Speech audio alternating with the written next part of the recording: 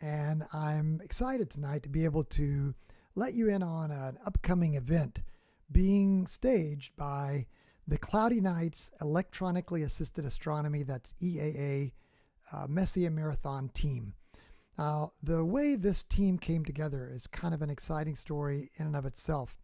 We came together on an astronomy forum online. I know it probably doesn't sound exciting, but for us it was kind of interesting. Came together on a forum, and gradually there were several of us that said, shouldn't we be able to pull off a Messier Marathon together as an EAA team, an electronically assisted astronomy team? Now, if you know about Messier Marathons, you know that people like Don, how do I say his name? Mackholtz, maybe? This book is about a 2002 book, I think, and this book, Harvard Pennington's Messier Marathon Field Guide, again, somewhere around about 2003, I guess. And then I put together my own I had some help from some good friends. And you know, the 110 objects in the Messier catalog that Charles Messier put together way back in, what was it, 1760. The catalog he put together originally was just a bunch of faint fuzzies that he didn't want to get in the way of his comet hunting habit. But in the process of putting this catalog together, he did list quite a few of some of the most spectacular objects in the night sky. And this Messier catalog, commonly written with an M, so you see things like M27 and M51 and M45.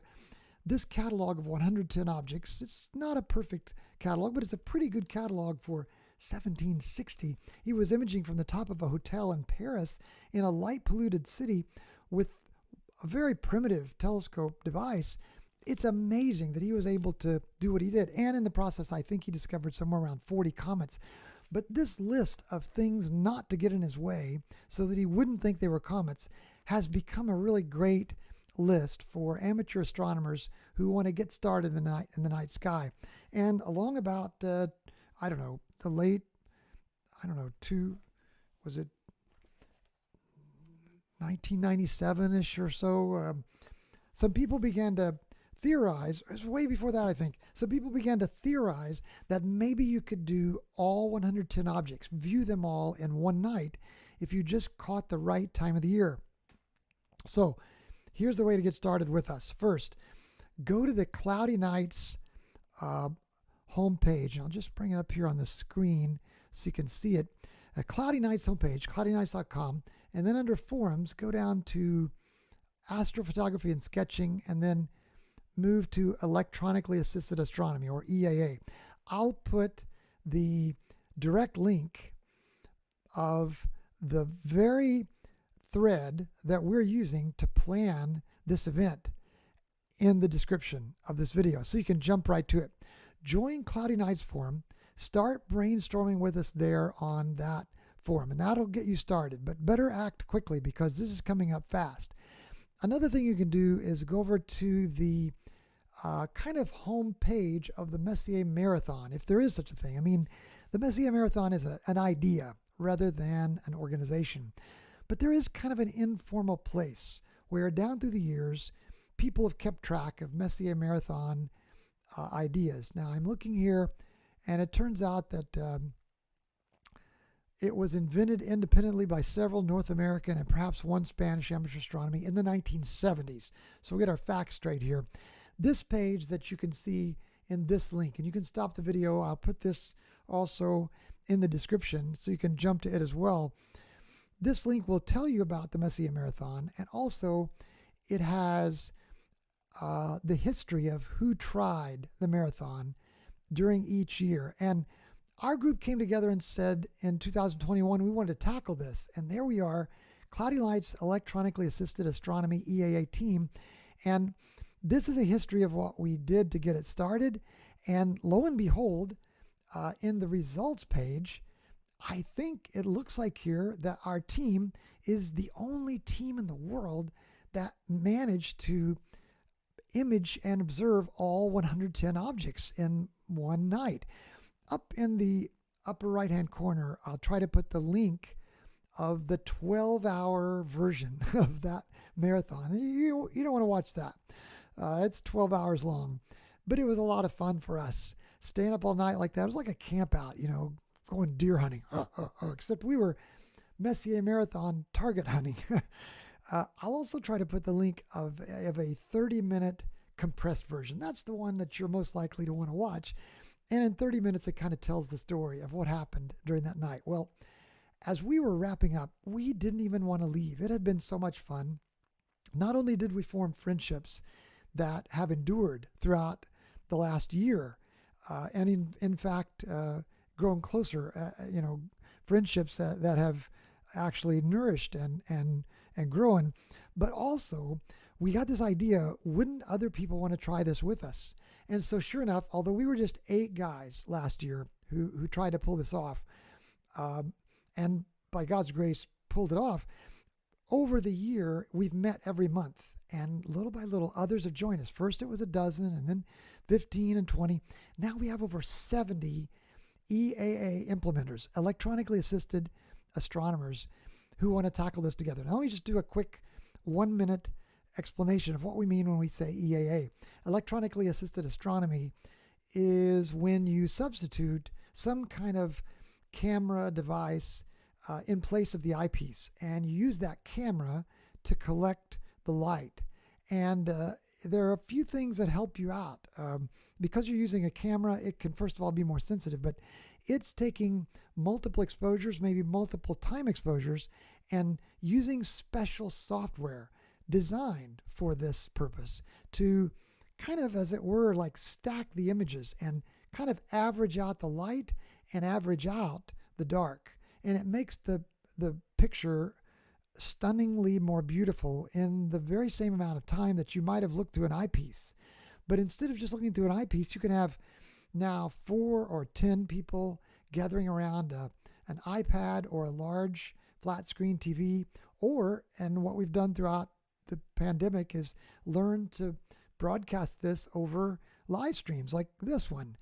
And so you can have people all around the world participating now through platforms like Zoom, and then live streaming the Zoom meeting to platforms like YouTube. So that's what we're going to do. And those dates are coming up in March and April of 2022. If you're watching this video before that time, jump on that forum and maybe you'll want to join us. If you're already an astronomer and you want to take part in doing the EAA live with us, we'd love to have you. If you're just interested in this sort of thing and you want to watch it as it occurs, or even watch a fraction of it, we would invite you to do that. So when will it take place? Well, we are going to try to do this March, let me get the right date here so I don't tell you wrong, March the 5th, the evening of March 5th. So no matter where you live in the world, there'll be somebody from our team that's starting when it's starting to get dark, wherever you live on March 5th. And we have guys in Adelaide and Sydney and Brussels and London, and we have people all across Europe and all across North America, clear out into the West Coast. No matter where you live in the world, somebody will be starting at dark, and the Zoom will carry them through the night. And that's on March 5th and 6th. And so you can look right here on this channel where you found this video. We just are using this Emerald Hill Skies channel for the live stream. But if you have a telescope and you know how to do EAA, or you could learn really fast, and that'll be difficult because it's challenging, you can join us and actually take part. And then in April, it'll be the weekend of April 2nd and 3rd. You don't have to have met with us all year to do this, but the friendships are really, really close and really cool. All you need is a telescope and a camera that can image, and some expertise to be able to tie that into a Zoom broadcast. Now, we'll be using a special piece of software that'll help people track the whole event. And here in this software that you see in front of you, you can perhaps see all 110 objects listed in the order that they rise and set. And so in the early part of the night, we're trying to hurry up and catch these before they're starting to set right when it gets dark. So we got to catch those really fast. And as we image them, we'll click here in this image blank, and we'll go grab the file that we just captured and put it here. Like I have one here that we just put as an example, and let me see if I can show you that. So you'll be able to see that. You can look at it a little bit larger. Obviously, this is M1, the Crab Nebula, and I captured this with my 11-inch RASA and a ZWO ASI 2600 MC Pro Astro camera. So as we grab these, we'll upload them, and that'll keep our record. And at an instant, we'll be able to notice, like I put my name here. People will be able to click whoever they are, and they'll be probably up to, who knows, we might have 50 people helping for all I know. Depends on how many of the 70 of us can make it that night, that aren't working all night or something. And then we'll check the checkbox to show that that object has been imaged by at least one person. It doesn't mean that others can't also add other objects to it as well. But at least one guy has been able to image it. Here's one that Frank put in already of the Hercules globular cluster, M13. And maybe I've got an image of M13 as well. Maybe I'll capture it. They have to all be captured that night within that darkness that you're experiencing for that night. And we could have 3 or 4 or 20 images of that object here. And we'll maybe make a comment, we'll say something about, well, this was just starting to set, my image of it is not a very good one. If somebody can grab it as well. And throughout the night, we're going to try to fill in all 110 objects. Now, last year, we barely pulled it off. There were some objects at the end that we just didn't think we were going to capture. And through a lot of input from a lot of guys as to how to do it, happened to be brand new, a lot of input, we were able to pull off all 110 objects. Let's hope we can do better this year and actually come up with some really great images and great memories. It's not like you can serve refreshments to others through the live stream, but you could have some refreshments yourself. You could be able to have snacks and make it through the night. And there is a lull in the middle of the night when you might be able to grab 2 hours of sleep. But boy, except for those 2 hours, many of us are going to be up all night long on those evenings that I told you about. In the description, we'll tell you more. Jump on the Cloudy Nights forum, read in the thread the way we'll be working together. We're going to do a dress rehearsal the weekend before. Join us for that.